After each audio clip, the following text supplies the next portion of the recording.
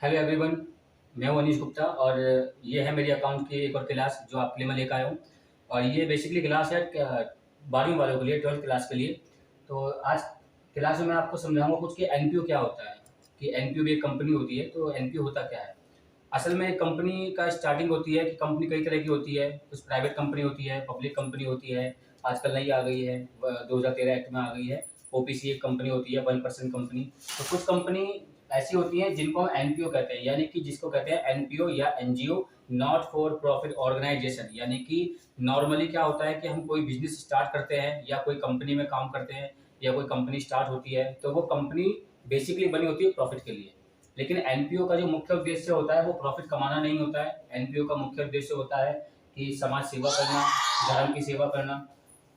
और जैसे कि हो गया आपका कल्चर को बढ़ावा देना, एजुकेशनल को बढ़ावा देना, हेल्थ को बढ़ावा देना, रिलीजियस को बढ़ावा देना।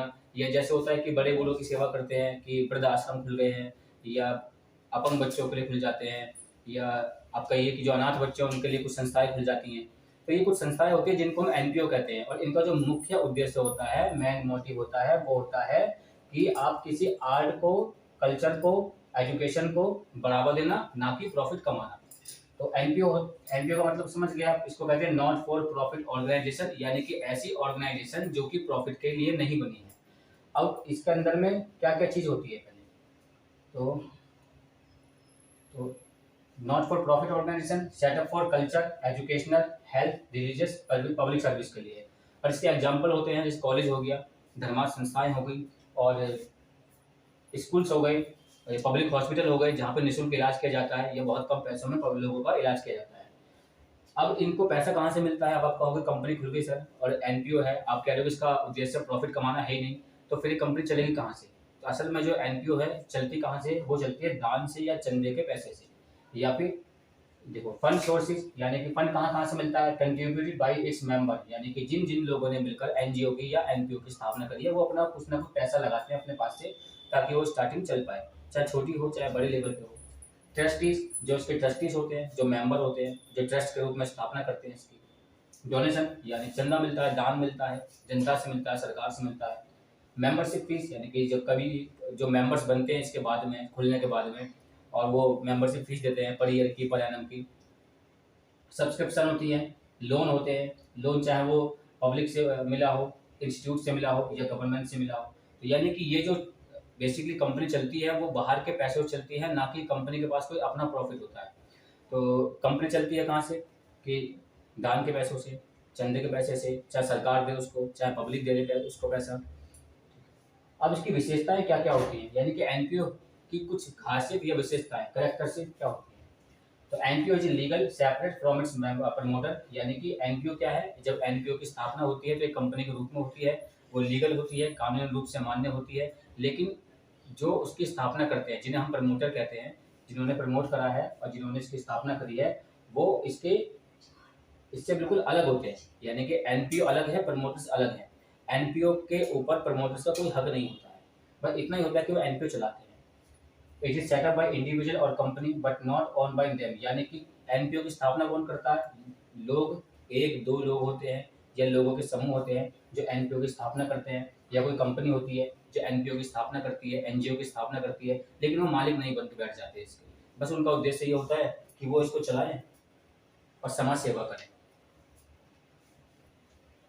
प्रॉफिट इसका मेन ऑब्जेक्टिव नहीं होता है एनजीओ का। एनजीओ का बताया मैंने आपको कि नाम ही इसका दिख रहा है साफ साफ कि नॉट फॉर प्रॉफिट ऑर्गेनाइजेशन, जो प्रॉफिट कमाने के उद्देश्य से स्थापना नहीं करी गई है। तो प्रॉफिट कमाना मुख्य उद्देश्य नहीं होता है, पर थोड़ा बहुत इनकम हो जाती है साइड बिजनेस से। जैसे कि मान लीजिए कि कोई अंधे अंधे बच्चे हैं, उनका कोई छोटे मोटे संस्था खुल गई है। अब अंधे बच्चे हाथ से कोई टोकरी बनाते हैं या कोई सामान बनाते हैं, और वो सामान बाहर मार्केट में बिक जाता है, तो कुछ ना कुछ इनकम तो होती है, कुछ ना कुछ पैसे तो आते हैं। तो इनकम हो जाती है, थोड़ी बहुत प्रॉफिट आ जाता है, लेकिन मुख्य उद्देश्य प्रॉफिट कमाना नहीं होता है। एनपीओ को या एनजीओ को जो मैनेज करता है, या जो लोग मैनेज करते हैं, उनको हम ट्रस्टी कहते हैं, या फिर कहते हैं मैनेजिंग कमेटी, जो मैनेज करते हैं। इनकी जो फाइनेंशियल स्टेटमेंट है, देखो ऐसा होता है कि छोटा सा बिजनेस हो, चाहे दुकान हो, चाहे बहुत बड़ी कंपनी क्यों ना हो, उसको साल के एंड में देखना जरूर होता है कि हम कर क्या रहे हैं, हमारा जो प्रोग्रेस क्या है, कि जिस उद्देश्य के लिए कंपनी की स्थापना हुई है, जिस उद्देश्य के लिए बिजनेस की स्थापना हुई है, वो उद्देश्य पूरा हो रहा है कि नहीं, समाज सेवा हो रही है कि नहीं। तो ये टोटल करना पड़ता है बाद में अमाउंट्स का कि क्या आ रहा है क्या जा रहा है।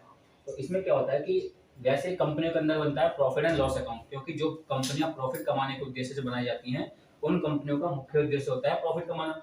और वो प्रॉफिट कमाना है तो वो पूरे साल के एंड में, एक अकाउंटिंग पीरियड के एंड में जरूर देखेंगे कि हमने प्रॉफिट कमाया या लॉस हो गया, कंपनी घाटे में जा रही है या कंपनी फायदे में जा रही है। लेकिन यहाँ जब मुख्य उद्देश्य प्रॉफिट कमाना ही नहीं है, जब प्रॉफिट कमाना उद्देश्य नहीं है तो फिर प्रॉफिट एंड लॉस अकाउंट तो बनना ही नहीं है। तो यहाँ क्या बनता है, यहाँ बनता है रिसिप्ट एंड पेमेंट अकाउंट, कितनी आए कितने गए। यानी कि रिसिप्ट एंड पेमेंट अकाउंट के अंदर क्या आता है कि एनजीओ ने पूरे साल में कितना पैसा प्राप्त किया, चाहे वो चंदे के माध्यम से हो, दान मिला हो या सब्सक्रिप्शन मिला हो, मेंबरशिप फीस मिली हो, या पब्लिक या सरकार से ग्रांट मिली हो कोई, या आपके ट्रस्टी ने कुछ दिया हो पैसा, या लोन से लिया हो सरकार से, बैंक से लोन लिया हो। तो कितना आया और कितना गया, यानी कितना पैसा आने के बाद में वो पैसा कहाँ कहाँ खर्च हुआ। तो रिसिप्ट एंड पेमेंट अकाउंट बनता है। दूसरा बनता है इनकम एंड एक्सपेंसेस अकाउंट, कि इनकम क्या हुई और कितने खर्चे हुए, एक्सपेंसेस क्या हुए। दोनों में फर्क है, बाद में बताऊंगा। ये रिसिप्ट एंड पेमेंट अकाउंट के अंदर में हर तरह की प्राप्ति, हर तरह का भुगतान आ जाता है, चाहे वो पूंजीगत तरह से हो या आयगत हो, यानी कि रिवेन्यू नेचर का हो या कैपिटल नेचर का हो। बैलेंस शीट, ये पूरे साल के एंड में बैलेंस शीट बनाते हैं कि एनजीओ की बैलेंस शीट क्या है, या एनजीओ तरक्की क्या कर रहा है, एनजीओ की स्थिति क्या है, साल के एंड में एनजीओ की स्थिति क्या है, पोजीशन क्या है। तो अब रिसिप्ट एंड पेमेंट अकाउंट के बारे में बताता हूँ कि रिसिप्ट एंड पेमेंट अकाउंट होता क्या है।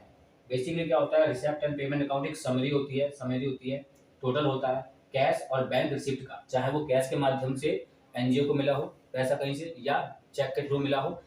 तो ये इसकी समरी होती है, कितना मिला, कितना भुगतान कर दिया। अब वो रिसिप्ट एंड पेमेंट यानी कि जो प्राप्ति और भुगतान, वो दो तरह के हो सकते हैं, यानी दोनों तरह के हो सकते हैं, चाहे वो रिवेन्यू नेचर के हों चाहे वो कैपिटल नेचर के हों। अब रिवेन्यू नेचर क्या होता है, कैपिटल नेचर क्या होता है, ये समझाता हूँ। मान लीजिए कि हलवाई की एक दुकान है, हलवाई की दुकान है, हलवाई ने अपनी दुकान खोली। जब वो हलवाई दुकान खोलेगा तो उसको दो तरह के खर्चे करने पड़ेंगे अपनी दुकान खोलने के लिए। पहला खर्चा होगा, उसको काउंटर खरीदना पड़ेगा, तराजू बाट खरीदने पड़ेंगे, सामान खरीदना पड़ेगा, लोहे का करछी या मिठाई बनाने के लिए जो बर्तन बर्तन होते हैं, गैस सिलेंडर हो गया, चूल्हा हो गया। तो एक खर्चा तो ये हो गया। एक खर्चा क्या हुआ कि डे टू डे बिजनेस को ऑपरेट करना, यानी कि बेसन खरीदना है, चीनी खरीदनी है, और सूजी मैदा जो भी है, जो सामान बनने के लिए उसको चाहिए, समोसे के लिए आटे चाहिए, आलू चाहिए। तो एक खर्चा तो उसको करना पड़ेगा एक बार, और फिर वो लंबे टाइम के लिए होता है। जैसे कि बताया मैंने आपको, काउंटर वगैरह, एक बार काउंटर ले लिया, अब 2 महीने 4 महीने 6 महीने साल भर वो काउंटर चलता रहेगा। एक खर्चा कौन सा है, जो सुबह आटा लिया, सुबह बेसन खरीदा, वो शाम तक खत्म हो गया, फिर अगले दिन खरीद लिया। यानी जैसे जैसे बिजनेस चलाना है वैसे वैसे सामान खरीदना है। तो रोज जो इनकम कमाने के लिए खर्चे की जाती है, जैसे कि बताया मैंने आपको कि अगर मान लीजिए समोसे बेचने हैं हमको आज शाम को, तो हमें आटा भी खरीदना पड़ेगा, आलू भी लेने पड़ेंगे, मसाले भी लेने पड़ेंगे, और समोसा बनने के बाद वो समोसा बिक जाएगा, नेक्स्ट डे क्या करना पड़ेगा आपको, फिर से खरीदना पड़ेगा। लेकिन काउंटर वगैरह बार बार नहीं खरीदोगे तब तक जब तक कि काउंटर खराब ना हो जाए। तो ये साल भर 2 साल 5 साल चलते हैं काउंटर। तो दो तरह के खर्चे बताए, एक कैपिटल एक रिवेन्यू। तो कैपिटल खर्चा कौन सा हुआ कि एक बार खर्चा कर दिया है, उसकी इनकम या उसकी फायदे हमको आगे आने वाले कई साल तक या कई महीनों तक मिलते रहेंगे। एक खर्चा कौन सा है कि आज आपने सुबह खर्चा किया है, शाम तक उसका रिजल्ट मिल जाएगा, कल फिर आप खर्चा करोगे, शाम तक फिर रिजल्ट मिल जाएगा। तो जो रोज खर्चा होता है उसको कहते हैं रिवेन्यू एक्सपेंसेस। जो एक बार में खर्चा होता है साल 2 साल 5 साल के लिए, उसको कहते हैं कैपिटल एक्सपेंसेस। उसी तरह इनकम भी होती है। अब कैपिटल इनकम क्या हुई कि आपने 5 साल बाद वो काउंटर बेच दिया, सिलेंडर बेच दिया, चूल्हा बेच दिया, कुछ ना कुछ प्रॉफिट हो गया, या जो भी आपको इनकम हुई। ठीक है। और ये तो कैपिटल इनकम हो गई आपकी, जो 1-2 साल 5 साल बाद जो आप काउंटर वगैरह बेच दोगे उससे मिल जाएगा। बिल्डिंग बेच दिया आपने, दुकान बेच दिया आपने, तो कैपिटल इनकम। रिवेन्यू इनकम क्या हुई, जो आपने सुबह समोसे बनाए थे, सारे समोसे बिक गए, ये रिवेन्यू इनकम है। समोसे में जो लगे आपके पैसे, कॉस्ट निकाल दो, जो प्रॉफिट बच गया वो आपका। तो रिवेन्यू इनकम समझ में आ गई। रिवेन्यू इनकम का मतलब क्या हुआ कि सुबह खर्चा किया, शाम तक बेच दिया, जो इनकम या बचत हुई, रिवेन्यू इनकम। दुकान ही बेच दी, काउंटर ही बेच दिया, जो बारदाना था वो बेच दिया, तो कैपिटल इनकम हो गई। तो रिसिप्ट एंड पेमेंट अकाउंट के अंदर में ये नहीं देखते हैं कि ये पैसा किस चीज का है, कि कैपिटल नेचर का है या रिवेन्यू नेचर का है। यहाँ तो जो आया वो रिसिप्ट में लिख देते हैं, देखते ही नहीं है। ये भी नहीं देखेंगे कि ये एडवांस मिला है अगले साल के लिए या पिछले साल का मिल गया है। यहाँ बस ये होता है कि इस साल जो जो आया फटाफट लिख देते हैं। तो दो साइड होती हैं रिसिप्ट एंड पेमेंट अकाउंट में, एक साइड होगी डेबिट की, एक क्रेडिट की होगी। इस साइड में सारी इनकम होंगी और इस साइड में रिसिप्ट होंगी सारी, इस साइड में पेमेंट होगी। रिसिप्ट और पेमेंट में चाहे वो कैपिटल नेचर का हो चाहे वो रिवेन्यू नेचर का हो, दोनों लिख दिए जाएंगे। इस साल का हो तो भी लिख दोगे, अगले साल का हो तो भी लिख दोगे, पिछले साल का हो तो भी लिख दोगे उसके अंदर में। ठीक है, स्टार्टिंग कहाँ से होती है? ओपनिंग बैलेंस से, कि हमारे पास कितना पैसा बचा है। ओपनिंग बैलेंस कैश हो चाहे बैंक का हो, और क्लोजिंग बैलेंस चाहे कैश हो चाहे बैंक का हो। ओपनिंग क्लोजिंग स्टार्टिंग होती है।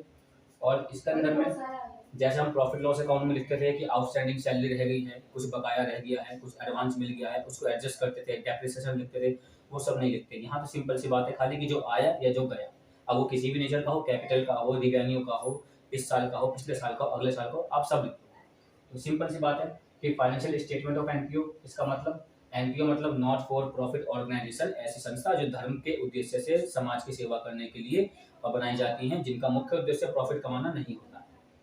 ठीक है, सेटअप होती है, बता दिया मैंने, कल्चर बढ़ाने के लिए, एजुकेशन सिस्टम बढ़ाने के लिए, हेल्थ को प्रमोट करने के लिए, रिलीजियस को प्रमोट करने के लिए, पब्लिक सर्विस को प्रमोट करने के लिए, college, school, arts, sport, club, ये सब इसके एग्जाम्पल हैं। पैसा कहाँ से प्राप्त होता है? इनको मेंबर से मिलता है जो स्टार्टिंग करते हैं, ट्रस्टी से मिलता है, दान का मिलता है डोनेशन, मेंबरशिप फीस मिलती है हर साल, सब्सक्रिप्शन मिलते हैं, सरकार से लोन मिलता है या गवर्नमेंट बैंक से लोन मिलता है।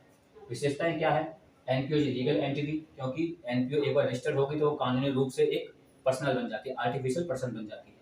तो उसका उसके प्रमोटर से कोई मतलब नहीं होता है, यानी कोई ऐसा नहीं होता है कि एनपीओ नहीं चल रही है तो प्रमोटर का घर देख कर एनपीओ चलाओगे, ऐसा कुछ नहीं। एनपीओ अलग, प्रमोटर अलग। सेटअप कौन करता है? बनाता कौन है? लोग या लोगों का समूह या कोई कंपनी, लेकिन बनाने के बाद में उसको मालिक बन के नहीं चलाते हैं, बस सेवा करते हैं। प्रॉफिट इसका मेन ऑब्जेक्टिव नहीं है, यानी उद्देश्य प्रॉफिट कमाना नहीं है, बस यहाँ पे क्या होता है, सेवा करना होता है। बचत मिल जाती है थोड़ी बहुत, वो अलग बात है। ठीक है, जो इसको चलाते हैं उनको मैनेजिंग कमेटी कहते हैं या ट्रस्टी कहते हैं। फाइनेंशियल स्टेटमेंट एक साल के एंड में जो बनते हैं वो रिसिप्ट एंड पेमेंट अकाउंट होते हैं, इनकम एंड एक्सपेंडिचर अकाउंट होते हैं, और बैलेंस शीट होता है। यहाँ प्रॉफिट लॉस अकाउंट नहीं बनता है क्योंकि प्रॉफिट के लिए बनाई नहीं है। विशेषता है क्या रिसिप्ट एंड पेमेंट अकाउंट की? यहाँ सभी प्राप्ति और सभी भुगतान दिखाए जाते हैं। दो कॉलम होते हैं, debit side, credit side. Debit side में सारी प्राप्ति, क्रेडिट साइड में सारे भुगतान, चाहे वो किसी भी नेचर के हों, कैपिटल नेचर के हों, रिवेन्यू नेचर के हों, इस साल के हों, एडवांस अगले साल के लिए हों या पिछले साल के हों, सब लिख देते हैं। ओपनिंग स्टार्टिंग कैश बैलेंस से या बैंक बैलेंस से होती है, क्लोजिंग भी कैश बैलेंस से या बैंक बैलेंस पे क्लोज हो जाता है। इसमें एडवांस, आउटस्टैंडिंग सैलरी, आउटस्टैंडिंग खर्चे, एडवांस इनकम, प्रीपेड एक्सपेंसेस नहीं आता। तो ये तो हो गया इसकी थ्योरी कि एनजीओ क्या होता है और एनजीओ के अंदर में कौन कौन से अकाउंट्स बनते हैं। तो नेक्स्ट वीडियो में आपको बताऊंगा रिसिप्ट एंड पेमेंट अकाउंट बनता कैसे, और एक क्वेश्चन सोल्व करके दिखाऊंगा। उससे अगली वीडियो में इसका इनकम एंड एक्सपेंडिचर अकाउंट और आपके बाद बैलेंस शीट, एनजीओ का चैप्टर कंप्लीट हो जाएगा। ये 12th क्लास का चैप्टर है, फर्स्ट चैप्टर है, इसको ध्यान से पढ़िए। और अगली क्लास में मैं आपको बनाना सिखाऊंगा रिसिप्ट एंड पेमेंट अकाउंट। तो सब्सक्राइब करिए इसको और शेयर करिए अपने दोस्तों को, और वीडियो पसंद आ रही हो मैं आपके लिए और वीडियो बनाऊंगा अच्छी अच्छी, और सब्जेक्ट की वीडियो बनाऊंगा। तो नेक्स्ट वीडियो में आपसे मिलते हैं। Thank you so much.